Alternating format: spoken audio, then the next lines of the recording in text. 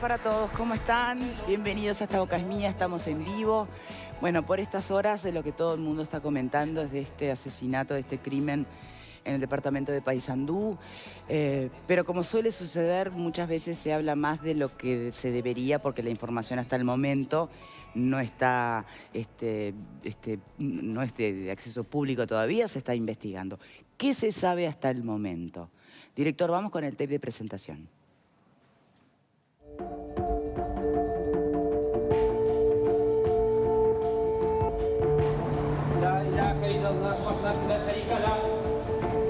Cuando ingresó al juzgado de Paysandú en la mañana de este miércoles, volvió a gritar algo que se especuló podría ser en árabe. Tiene 34 años y en la tarde del martes mató de 4 puñaladas a David Fremd, de 54 años, un conocido comerciante judío de la ciudad. Lo esperó en la puerta de su comercio de la Avenida España y lo atacó cuando se bajó del auto. El hijo y una empleada de Fremd intentaron defenderlo, pero no pudieron. El homicida huyó hasta que fue detenido a 3 cuadras del lugar, mientras la víctima fue trasladada a una mutualista donde durante varias horas intentaron infructuosamente salvarle la vida. El ataque generó especial preocupación en la comunidad judía. Y lo que sabemos es que una persona que salió a atacar a alguien y no sabemos si era contra él específicamente o al que primero que se le cruzara. Hay más versiones en la prensa de Montevideo, que aparentemente fue un ataque antisemita. Nosotros no tenemos confirmación de eso todavía. El agresor de iniciales CPG tiene antecedentes por receptación. Además, era objeto de una investigación administrativa en primaria, porque en el 2014 inició una huelga de hambre cuando estaba bajo sumario por una conducta sospechosa hacia menores. Fue director de escuelas en el interior y actualmente es maestro retén. El lunes había dado clases en una escuela de Paysandú. La policía investiga si el crimen tiene un origen antisemita y lo vincula a una decisión personal y no a una operación organizada.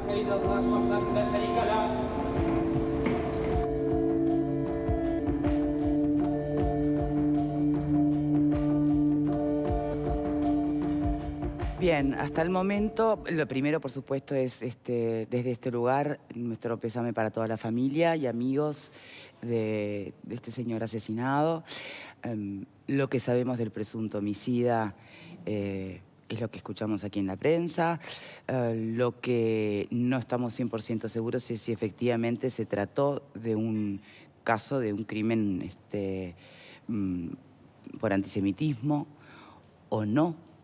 En este momento en línea tenemos a Sergio Gorsi, que está desde Paysandú. Bueno, ustedes saben que es el presidente del Comité Central Israelita del Uruguay. Sergio, ¿me escuchás? Sí, ¿qué tal? ¿Cómo te va, Victoria? ¿Todo bien? Bien, ¿dónde estás en este momento? Estoy en Paysandú, en la puerta del velatorio de David Fremd. Bien, bueno, insisto, ¿no? Acompañamos en el sentimiento familiares y amigos. Además, tengo entendido que en Paysandú hay una comunidad judía muy importante y La comunidad judía en Paysandú es importante, pero muy pequeña en realidad. Aquí ha desfilado una multitud, ha desfilado todo Paysandú, desde el intendente, pasando por todos los representantes de todos los órdenes de la sociedad, iglesia católica, evangelistas, gente de a pie. Esto ha sido un desfile, todo Paysandú está conmovido. Y lo que te quería simplemente es una precisión. Una persona que es arrestada en el momento que termina de darle 15 puñaladas a alguien y lo mata no es un presunto asesino, es un asesino, o sea, eso está clarísimo. Lo que puede llegar a estar en duda es el vínculo.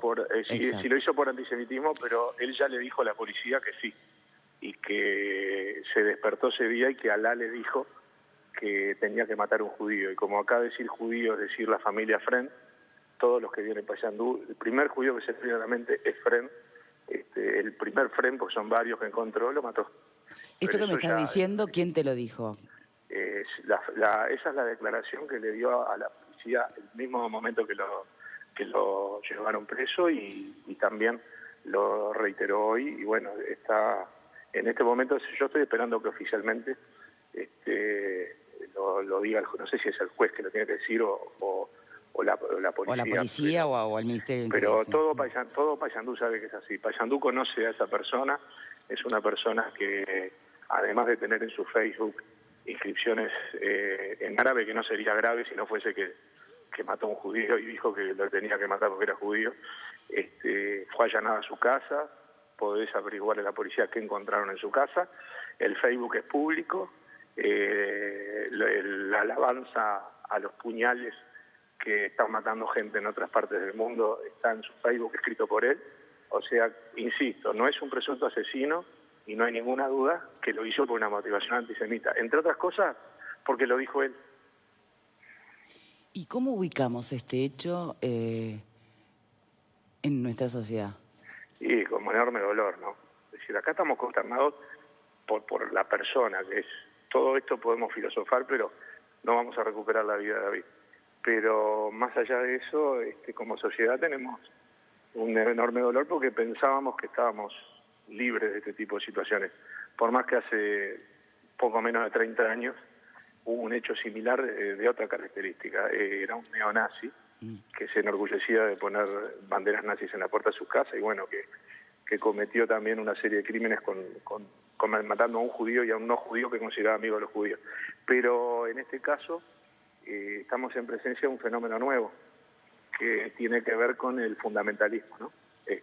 Claramente. O sea, porque acá se está investigando si hay o no un grupo terrorista detrás de esto. Si es un aislado suelto o si hay algo más, exacto. El tema que si alcanza con leer los diarios hoy en día para darse cuenta que el mundo está lleno de aislados sueltos, lo que hoy se llama los lobos solitarios.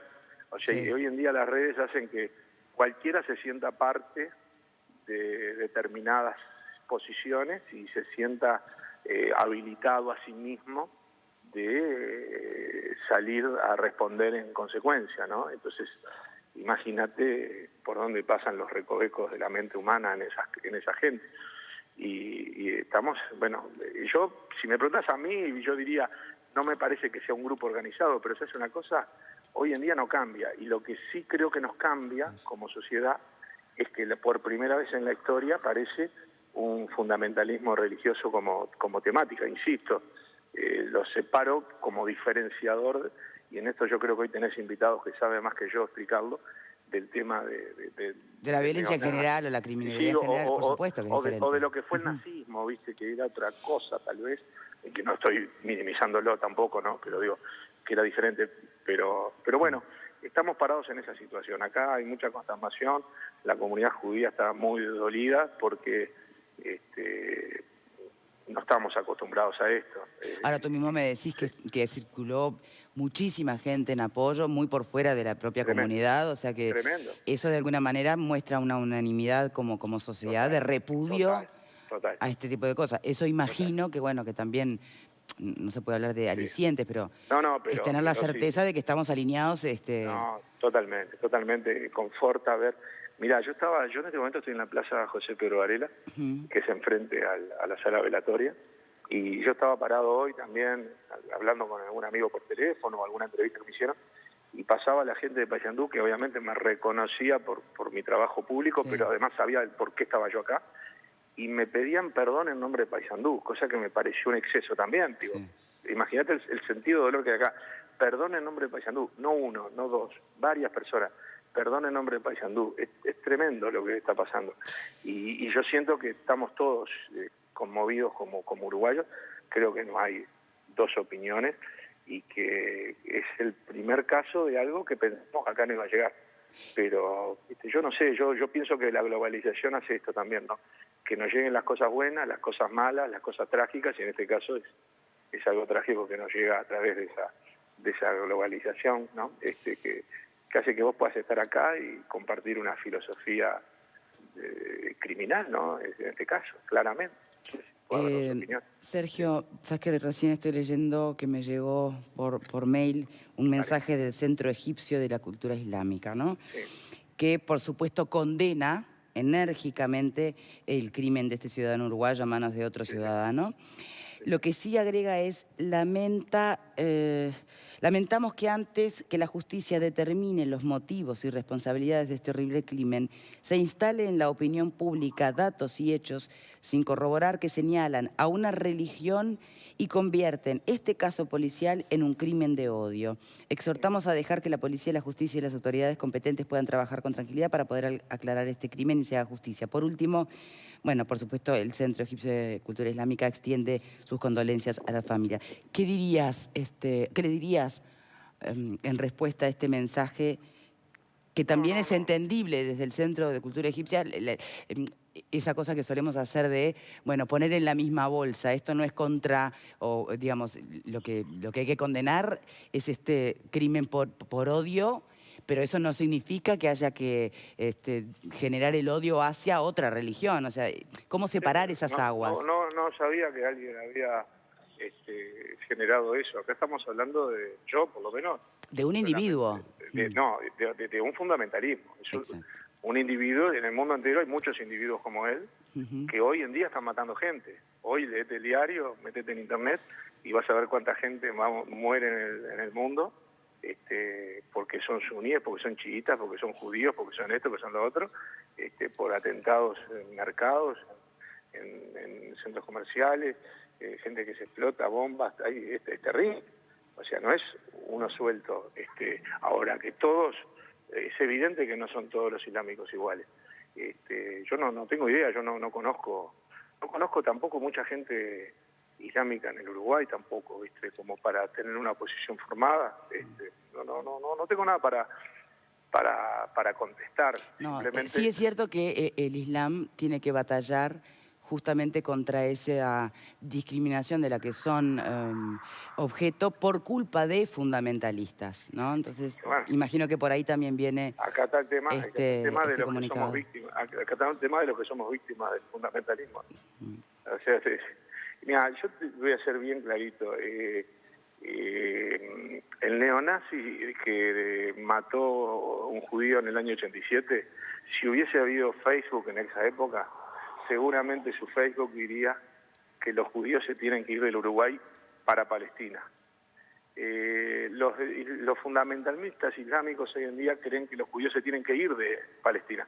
En definitiva, en la Inquisición los españoles tuvieron sus argumentos, los nazis tuvieron los suyos, en la Rusia de 1900 para los pogroms tenían los suyos, en la Europa de 1600 había otros motivos, en los romanos del año 70 después de Cristo también tenían lo suyo, o antes de Cristo y toda esa época. Y entonces al final, no sé, es decir, acá hay un tema, son más de 2000 años de asesinatos a judíos y declaraciones después de vamos a meter en la misma bolsa. Bueno, que cada uno, nosotros sabemos que lamentablemente, a mí me pasan cosas increíbles. A mí hay periodistas que me preguntan, aparte de la declaración de él de que tenía que matar a un judío, ¿qué otra prueba hay de que lo hizo porque quería matar a un judío? Y entonces, ¿qué más precisamos? Los judíos, ¿sabes lo que pasa? Nosotros les creemos. Cuando países como Irán dicen que quieren borrar del mapa a Israel, yo les creo. Cuando los nazis decían que querían matar a todos los judíos, hubo judíos que creyeron. Los que no creyeron o no se pudieron ir a tiempo están entre los 6 millones de muertos. Cuando un asesino dice que quiere matar judíos y que odia a los judíos, nosotros le creemos, somos los que más le creemos. Ahora da la sensación de que en el medio hay un montón de gente que minimiza la situación. Y que cuando se trata de una víctima judía tenemos que tener muchas más pruebas y no esa cosa que todavía discriminemos. Por favor, si hay algo que no se discrimina en el Uruguay, esa gente que tiene una presencia bastante escasa, o sea, que ¿cómo hacer? No hay forma de discriminar. O sea, no me parece, ¿viste? Y ahora están, los únicos que yo sé que son islámicos son la gente, ¿no? Los 6 que vinieron de Guantánamo y las 42 personas que vinieron de Siria.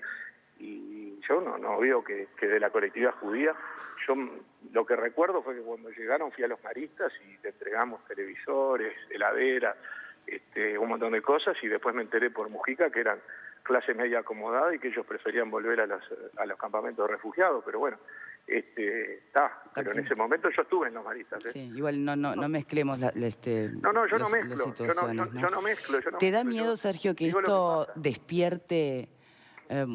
Porque a ver, lo que pasa en las redes, todos somos testigos. Conocemos ya a esta altura su potencial de generar cosas muy constructivas y su potencial destructivo. De hecho, la incitación al odio en muchísimas esferas de la vida también la conocemos. ¿crees que justamente un caso como este crimen en concreto, pueda replicarse? ¿Habría que tener cuidados especiales? Yo creo que lo que tiene esta nueva forma de terrorismo es que es casi imposible de prever, ¿no? Bueno, Es decir, a ver, es la persona, que el asesino, no era alguien inubicable, era una persona que tenía un trabajo, era director de un lugar, era, a ver, tenía Facebook y ya había anunciado algunas ideas, ¿no? Entonces, sí, tenía acusaciones además estaba sumariado por un manejo dudoso con menores. Sí, pero ¿sabes lo que sucede?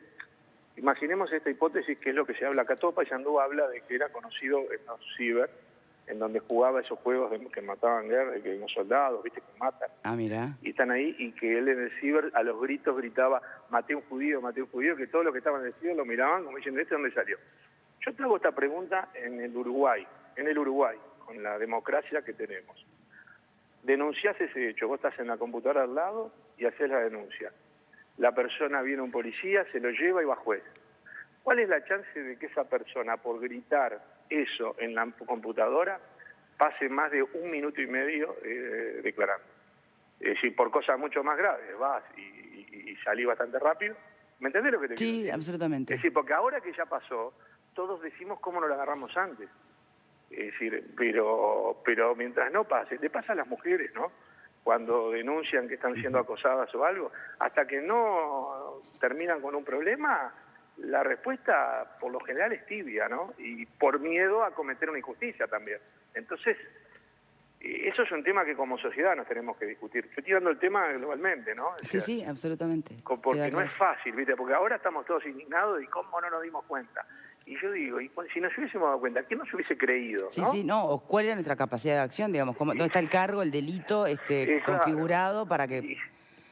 Claro, ¿viste? Porque, o capaz que hay que tener leyes más duras en ese sentido, no sé, lo dejo ahí. Hoy va a ser un programa seguramente interesante y yo no lo voy a poder ver, voy a ver si después lo veo por internet, porque seguramente va a dar para debate y para que gente con mayor claridad conceptual lo pueda dar. Yo quiero que vos me entiendas que estamos viviendo momentos muy difíciles, esto es mucho dolor, sí, por supuesto. Y no es tal vez el mejor momento para hacer declaraciones tampoco, ¿viste? Así que te agradezco. Sergio, de verdad. Yo te agradezco a vos y a toda la gente.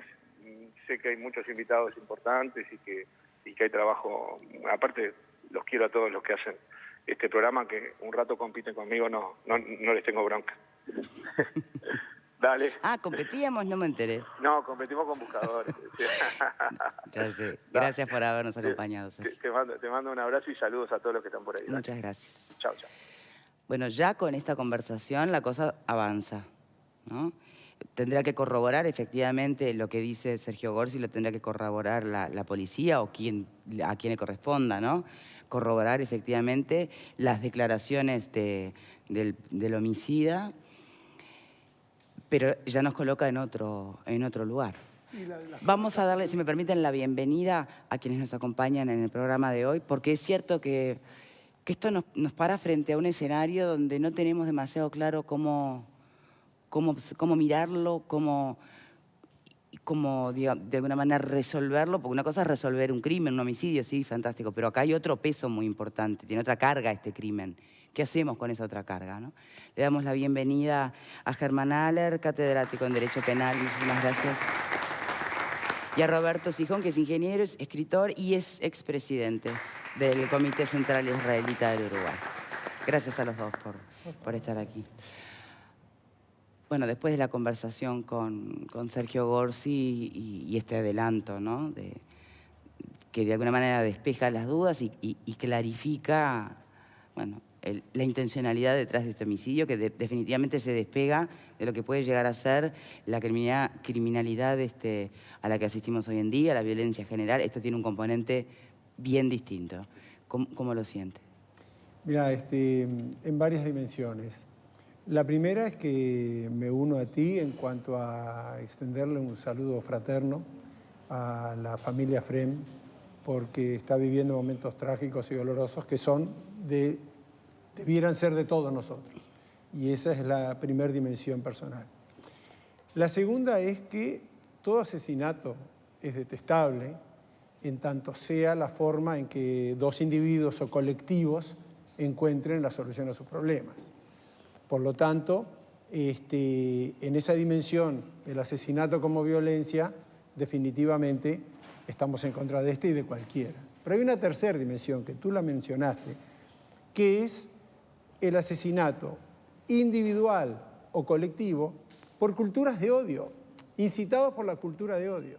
Es sabido que el ser humano tiene la misma capacidad de odiar que de amar. No es una excepción de este hombre, de este asesino. Lo que sí está claro es que el odio nunca construye, siempre destruye. Entonces, lo que acá nos está impactando en el Uruguay es que, más allá de lo que el Ministerio seguramente va a informar, llegado el momento, acerca de los detalles puntuales de este caso, es que no estamos inmunes como sociedad a que también en nuestra sociedad ocurran crímenes de odio. Y eso es lo que entiendo en estos momentos que nos debería de servir como disparador, como un punto, como un mojón nuevo dentro de la sociedad, como para movilizar a la institucionalidad del país, a la democracia del país, pero llevada a sus estructuras, a los políticos y a los partidos políticos y a las organizaciones sociales y a la academia y a los trabajadores, a que en este punto haya una sola voz en la sociedad. Y es la voz de condena a las culturas de odio, vengan de donde vengan. Bien, ¿qué ofrece hoy el derecho penal, Germán Aller, para poder hacer para configurar algo específico? Porque una cosa es que la condena quede en lo dialéctico y otra es que pueda traducirse efectivamente en acciones concretas. ¿Hay normas específicas en nuestro derecho penal? Sí, tenemos normas generales que se vuelven específicas en cada caso y tenemos normas específicas. En la hipótesis de que los hechos fuesen como aparentan ser, porque yo entiendo y comparto lo que dice Sergio Gorsi, pero en derecho, hasta que no lleguemos a un fallo, no solo no tenemos un presunto homicida, sino que tenemos un presunto inocente. Bueno, eso no va a cambiar. Homicida, lo dije de esa manera por eso, pero no iba queda claro, y yo creo que está claro. Pero en lo social, en lo sensible, uno entiende perfectamente ese tipo de expresiones, pero no abdicamos en la facultad de derecho de la presunción de inocencia. Pase lo que pase. Hagamos el ejercicio a partir de la base que esto está, que es cuestión de tiempo en que efectivamente y es posible se que confirme sea así. todo lo que Claro, hoy partiendo se presume. del supuesto de que se tratase de un homicidio basado en un odio por razas, por etnias, por color de la piel, y estoy utilizando las tres expresiones que se emplean en las leyes que tenemos instituidas sobre estas cuestiones. Bueno, no habría que agregar allí un capítulo, si me permiten.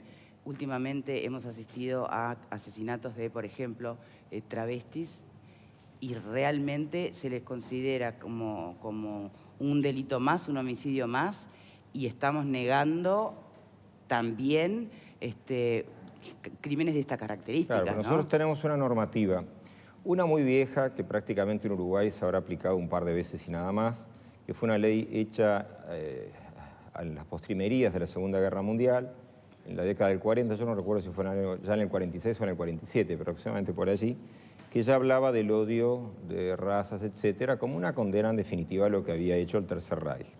Y esa ley es una ley que, como en Uruguay, no se captaron, no digo que no haya habido porque eso es relativo, pero no se captaron situaciones de ese tipo, prácticamente no se usó. Luego se legisla, ya cuando volvemos a la democracia, una saga de leyes. No son una, son varias. La primera de ellas, elaborada por Milton Cairoli e impulsada por Naur Bernstein a nivel legislativo, porque además integraba al legislativo, etcétera, etcétera. Y se modifica el Código Penal, se agrega el artículo 149 bis y 149 ter en los delitos contra la paz pública, donde aparece un artículo que tiene algunas modificaciones luego, que se refiere a los actos de desprecio, de odio hacia, y ahí viene un largo enunciado, donde con los años se van agregando cuestiones y últimamente, en los últimos años, se agregó lo relativo también a sexualidad, etcétera, pero eso fue posterior. Porque fueron escalones, como también la sociedad fue teniendo esos escalones. Pero arranca con esta parte, con el tema de la discriminación, de odio, que tiene que ver con etnias, razas y color de piel. Y primero como expresiones de odio. Y luego el segundo artículo refiere a actos de violencia. Y directa, indirecta, pero actos de violencia. Ahora, las hipótesis como la que estamos manejando aquí, del homicidio, en realidad superan esa normativa. Y pasa a la categoría que no está mal, es discutible, pero no está mal, que es el 310 del Código Penal tradicional, el delito de homicidio. Pero con el aditamento de que sin duda van a aparecer agravantes especiales y muy especiales, elevando la pena ya no a lo que se planteaba en esas leyes, sino al máximo de pena, en Uruguay que son 30 años, la posibilidad. Y entonces aparecerá la idea de que es potencialmente un homicidio premeditado, con grave sevicia, con alevosía, y habrá que ver si no hay otros complementos. Quiere decir que estamos en el umbral, eso lo discutirá la justicia, en el caso de que la persona sea culpable, etcétera, etcétera, discutirá la justicia y se puede llegar a una condena que puede ser incluso el máximo de pena. Y en ese sentido no tenemos por qué hacer una ley específica para cada situación cuando estamos en el tope de la pena. Porque el principio de legalidad lo que consiste es en llevar a la práctica la generalidad o el concepto de abstracción. Si nosotros hacemos todo especial, nada es abstracto y nada tiene un criterio armónico. Ese es un gran problema técnico que le va a pasar a cualquier persona en cualquier profesión. Y el derecho penal no es ajeno. Nosotros tenemos una ley específica para rechazar, y es correcta, es como todo modificable, mejorable, pero correcta, el odio, el desprecio, los actos de violencia. Ahora, para un caso como este no se trata de la aplicación de esa ley, se trata de la aplicación del 310, 311 y 312 del Código Penal, que se podrá discutir si pueda meritar algo más o no, pero estamos hablando, da la impresión, en la hipótesis confirmatoria, que habrá que esperar una sentencia firme. Da la impresión de que estaríamos ante un homicidio muy especialmente agravado, por las condiciones, por la indefensión de la víctima, por la expresión de un ataque absolutamente injustificado en todo sentido, porque utiliza un medio a través del cual el otro queda totalmente sin posibilidad de repeler el ataque, el hecho de que lo escribe a puñaladas por la espalda, etcétera, etcétera. Es un caso claro en la hipótesis de que hubiese culpabilidad, de un homicidio muy especialmente agravado, donde se puede llegar hasta el extremo del máximo de pena previsto en nuestro país, que son 30 años. Bien. Panelistas.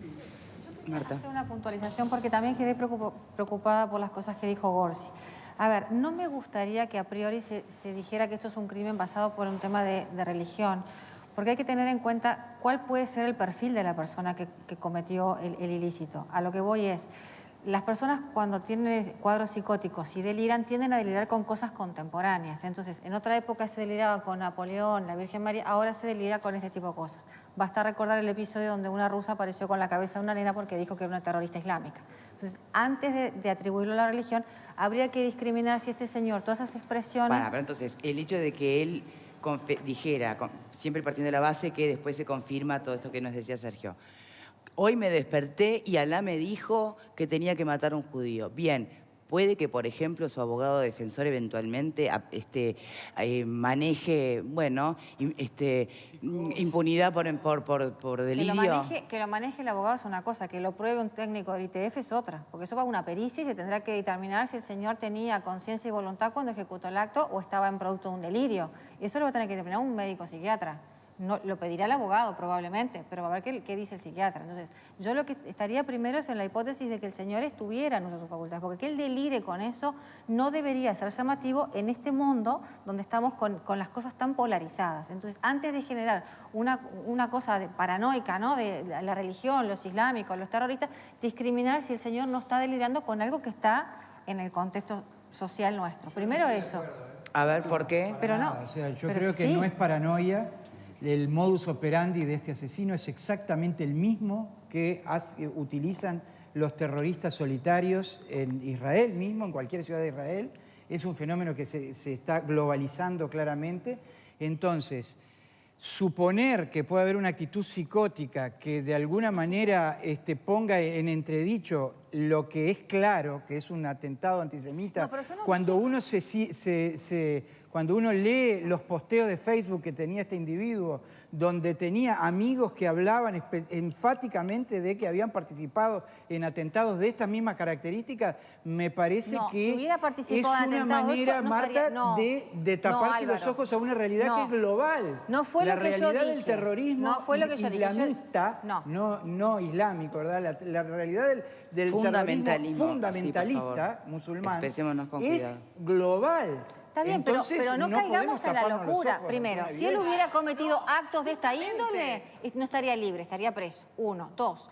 Yo no dije que fuera, dije que habría que descartar. ¿Por qué? Porque toda persona se merece un juicio justo. No estoy defendiéndolo, simplemente estoy diciendo que hay que descartar hipótesis. Y 3, me parece mucho más preocupante que todos ya nos enarbolemos y digamos, están los terroristas entre nosotros y salgamos a la calle con esa actitud persecutoria, porque me parece que las consecuencias pueden llegar a ser muy lamentables. Pero toda persona merece vivir también, digo, ¿no? Sí, claro. Toda persona merece no ser apuñalada en la vereda de una calle. Entonces, creo que tenemos que empezar por ahí también. Bueno, bien, permítame abrir el pero juego. no, A ver, pero no Eleonora. es una cuestión solamente de garantías. Yo estoy de acuerdo con lo que dice Marta, que tampoco tenemos que...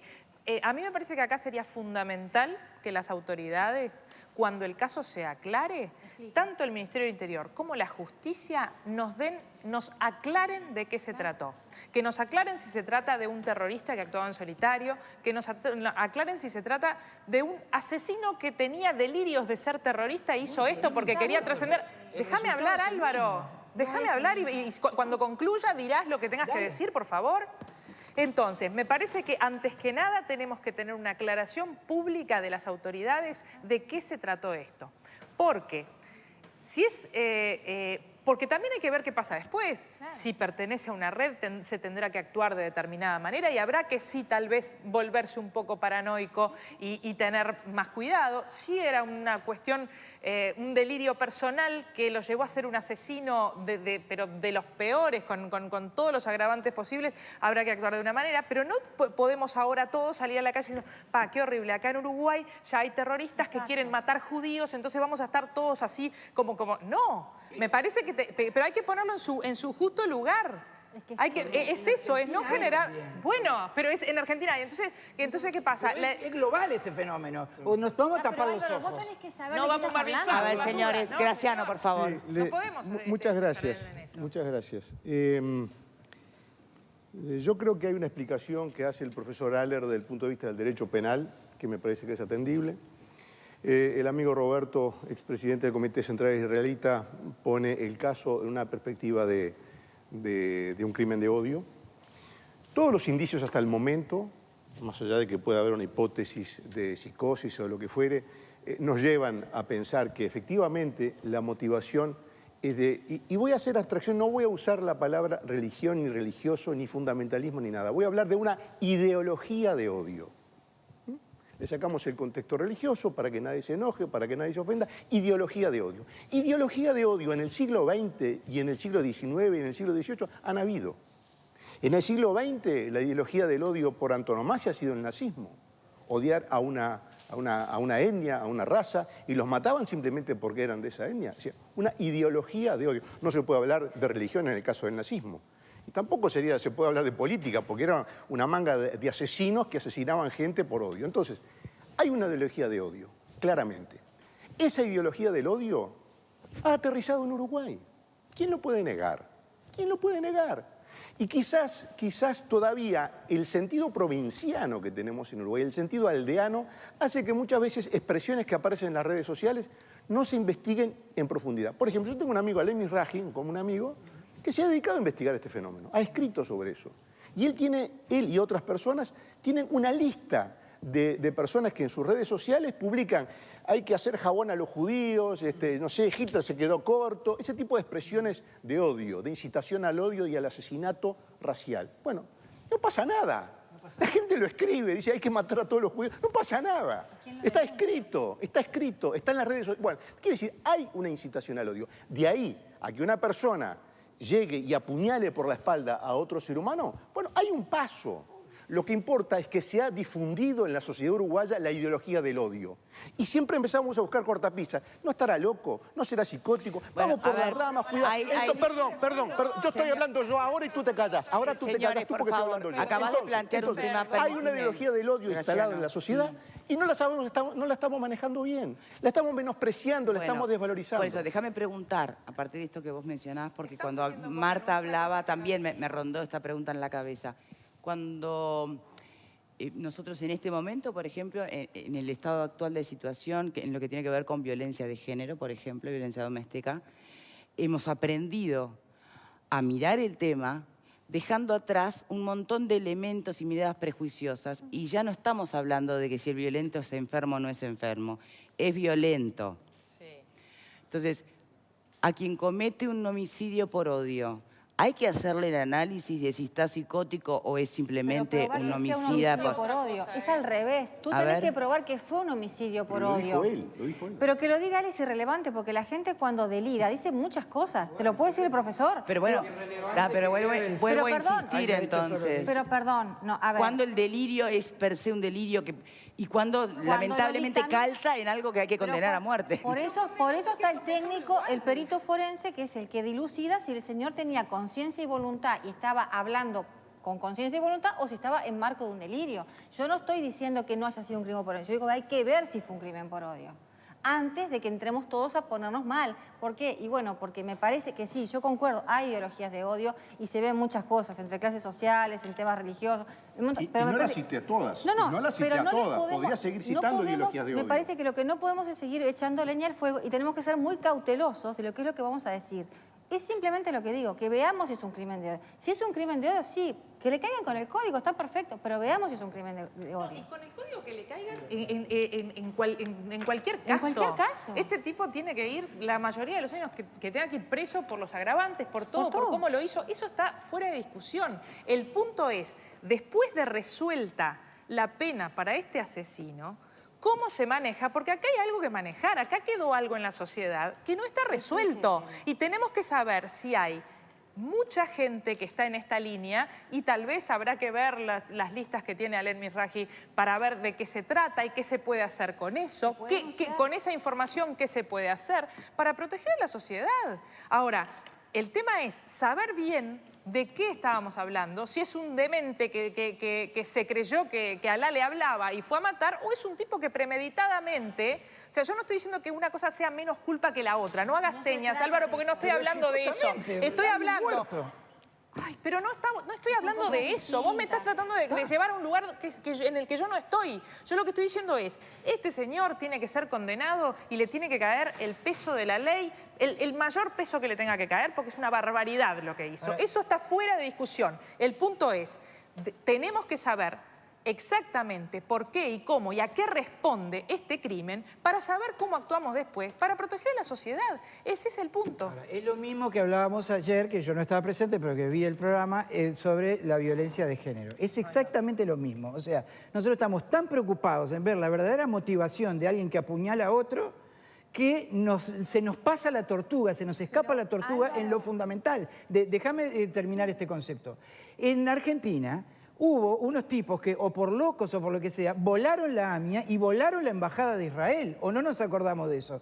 Y otra cosa más grave, en el último semanario Búsqueda, hay una entrevista a uno de los expresos de Guantánamo que está viviendo en el país, que el tipo reconoce públicamente que simpatiza con Al Qaeda. ¿Alguien hizo algo frente a un tipo que vive aquí con nosotros y que reconoce que simpatiza con una banda de asesinos? Ya no existe Al Qaeda. ¿Eso que lo tengo que perdonar porque es psicópata? Cuidado, pero nadie habló de perdonar. hagamos las cosas a tiempo, pero Álvaro, antes que siga muriendo gente inocente en un país que estaba acostumbrado a un sistema democrático respetuoso de los derechos humanos y hoy es absolutamente inoperante frente a estos que pueden ser o fundamentalistas o psicópatas. No me importa lo que sea. Estás absolutamente confundido. Acá nadie quiere perdonar a nadie. Es que hasta hablas de perdón y no es una, y no estoy diciendo que tenemos que asumir antes de que pasen las cosas las responsabilidades. Este señor expreso de Guantánamo tiene que tener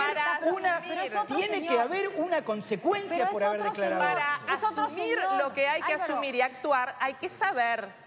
Claro, Álvaro, primero hay que saber. Yo creo que todos sabemos. Si el señor es terrorista, si el señor es terrorista, importa saber que entonces atrás de él hay otro grupo y hay que llegar a ese grupo. Perfecto, sí, solitario. Ahora, ¿Y si es un lobo solitario? Y bueno, y si es solitario, entonces si es solitario va a haber que agarrar toda esa lista de conductas que incitan al odio, que están penadas por la ley. ¿Por qué nadie las denuncia? Porque está bien, todos sabemos que los fiscales y los jueces pueden actuar de oficio. No lo hacen. Porque en el caso que tú decís de Al-Qaeda podría haber hecho Perdón, ¿y el guardián? No ¿No está funcionando acá el guardián? ¿El guardián? ¿Para qué está el guardián? Ah, no sé. No se supone que tiene la capacidad de... Germán Aller, el guardián, ¿no se supone que se puede apelar a ese instrumento? El guardián es otro tema.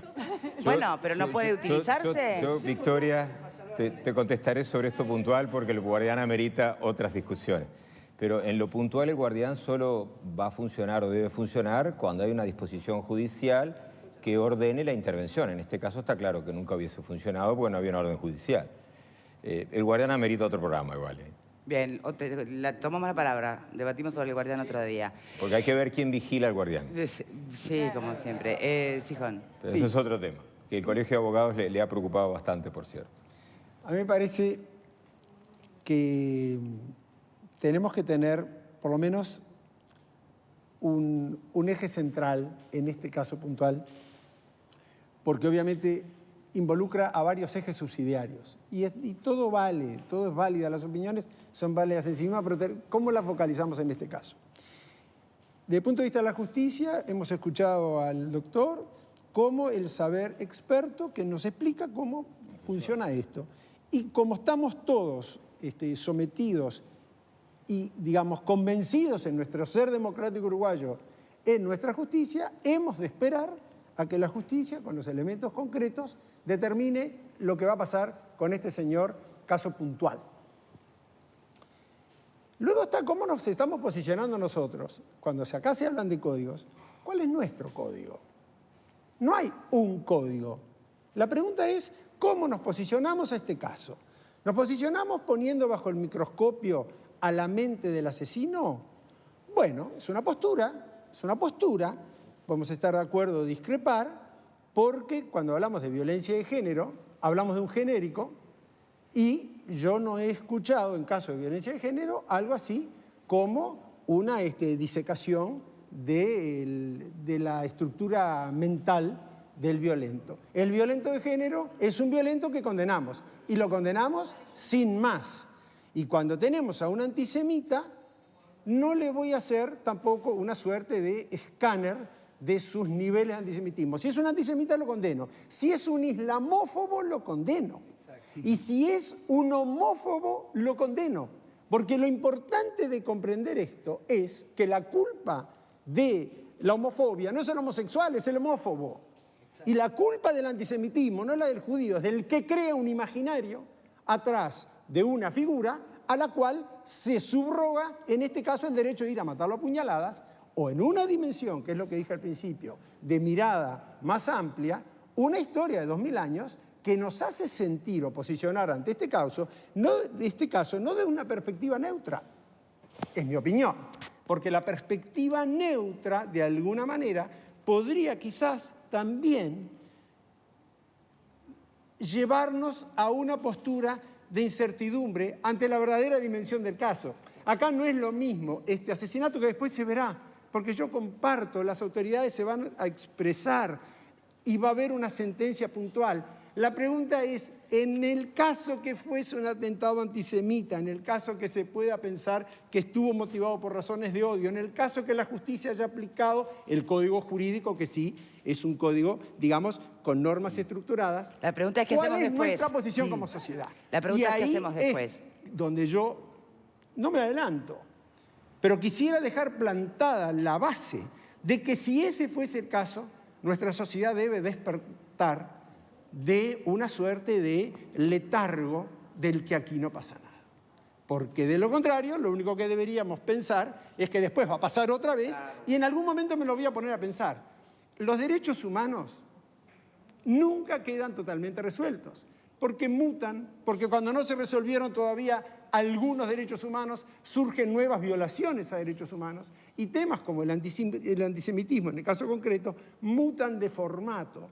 Entonces, de alguna manera tampoco nunca quedan resueltos. Yo no digo que nosotros tengamos que resolver el antisemitismo en Uruguay, no lo vamos a resolver. Ni tampoco estoy diciendo que este país es un país antisemita. Nuestro país tiene antisemitas, pero de cualquier manera es un país donde realmente gozamos de libertades y gozamos de una buena convivencia. Vaya que este atentado pudiera, en tanto fuese un atentado definitivamente antisemita, disparar algunos demonios que creo que como uruguayos nos tenemos que manifestar sin tapujos y sin titubeos en un gran contra. Esa es mi perspectiva eventual una vez que este tema se resuelva por las vías que debe de resolverse institucionalmente. ¿Alguien discrepa con esta postura? Entonces han debatido innecesariamente aquí, porque en el fondo están pensando todos lo mismo. No se trata de eso, simplemente saber de qué se está hablando. ¿Por qué? Porque parecería que este señor que viene con antecedentes de todo tipo, porque por lo que dijeron ahí, de todo tipo, el señor ya era una persona conflictiva. Entonces habría que ver si esa conflictiva que mostró en distintos ámbitos era porque es una persona complicada o porque ya era un terrorista o porque es una persona que ya tenía sus ruiditos y bueno, y fue agarrando las vetas más modernas. Pero a ver, explícame desde qué lógica. Desde el querellante, desde el querellante paranoico. Bueno, pero a ver, ¿cuál sería la diferencia entre una persona que dice que Alá le dio la orden de ir a matar a un judío por delirio y con otro que...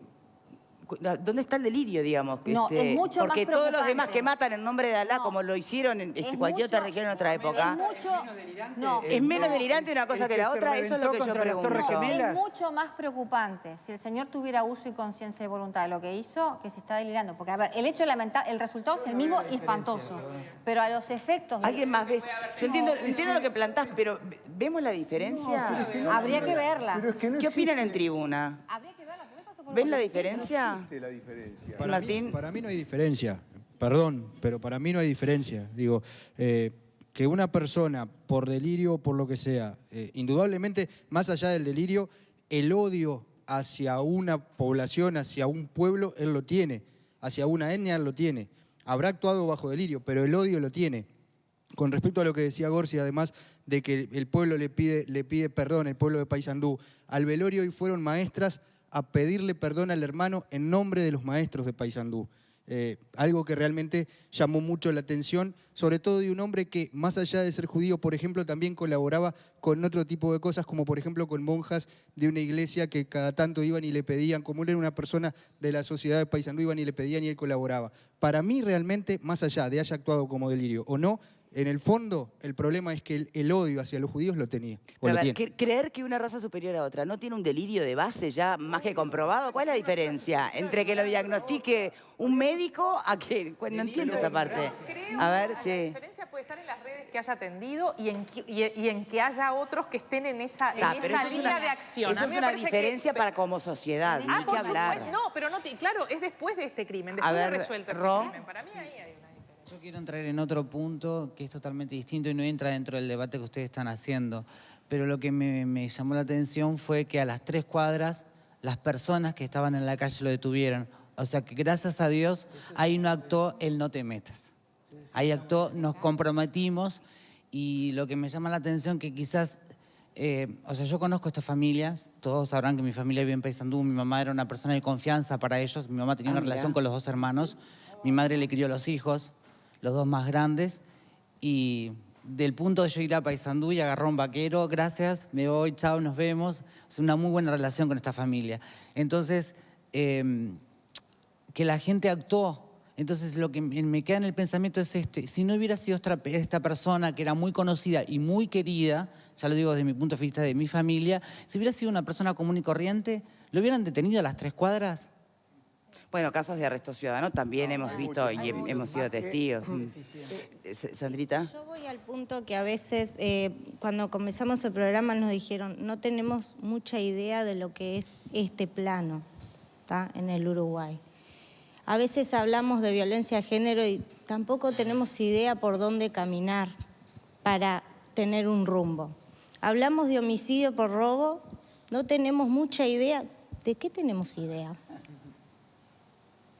¿Estamos realmente focalizados en tener idea de algo?